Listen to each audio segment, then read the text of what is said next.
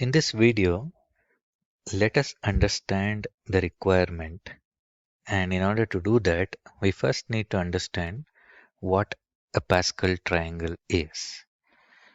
So if you look at this very simple diagram, and if we consider the elements here, we will see that every element in a particular row, for example, if I take this element, is a sum of the two elements immediately above it. And so is the case for this as well. And similarly, if I take the element here, let's say 5, it is the sum of these two elements.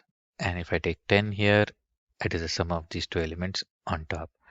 And if you also notice, the starting and ending numbers are also 1 in every row. And this also looks like an equilateral triangle.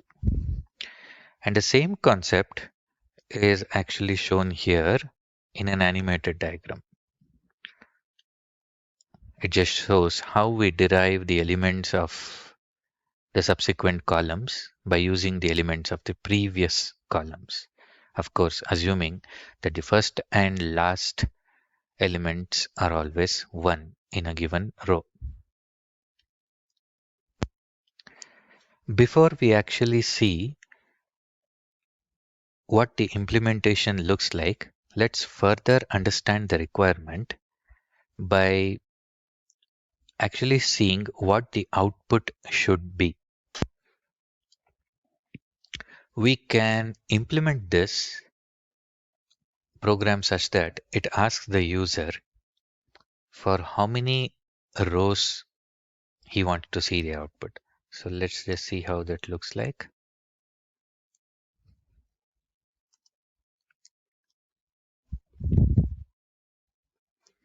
So let's go with the simplest of all. Let's say we want to see the 3 rows.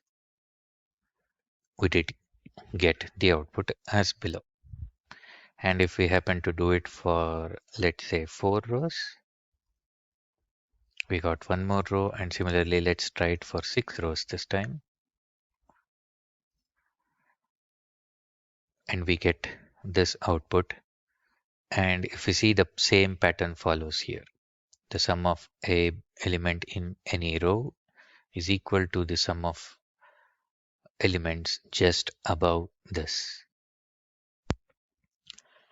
We can actually print these numbers without using two-dimensional arrays, assuming we did not have to store them.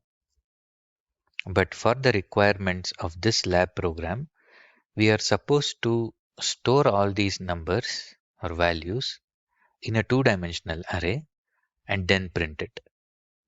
Maybe perhaps the requirement is in view of the fact that we might want to store the elements like this and do some more further processing if required. There are many applications of Pascal triangle. So even for those applications, we might have to store them in a two-dimensional array and print it. So to conclude, we saw how a Pascal triangle looks like, and we saw what is the formula by which we need to calculate every element in a row. But the actual formula for implementing this in the program, we shall discuss it next.